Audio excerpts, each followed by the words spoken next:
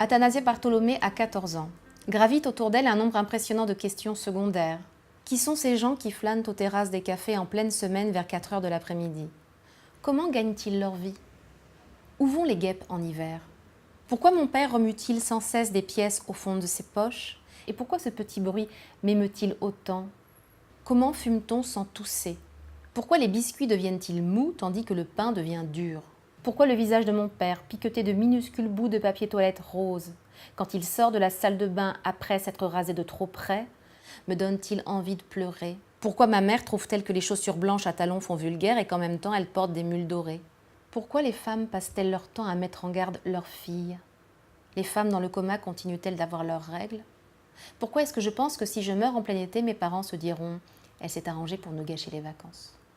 Un jour, j'avais demandé à Vélévine « Pourquoi vous êtes-vous intéressé à Roberto Diaz Uribe ?» Il avait secoué la tête en me fixant comme on fixe ce satané grille-pain qui fait sauter les plombs tous les matins.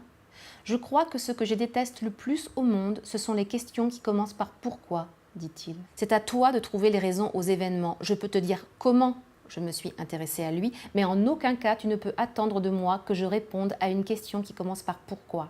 Ce serait comme de demander à un peintre pourquoi il peint plutôt des femmes nues que des dahlias.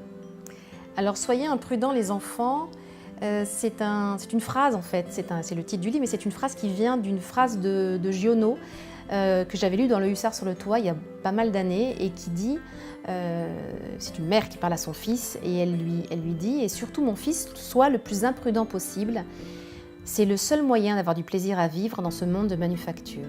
Et cette phrase donc me tourne en tête depuis toujours parce qu'elle correspond à ce que je ressens profondément de notre existence, qui est que notre premier empêchement, c'est la peur et qu'il faut nécessairement en fait, passer outre toutes nos peurs.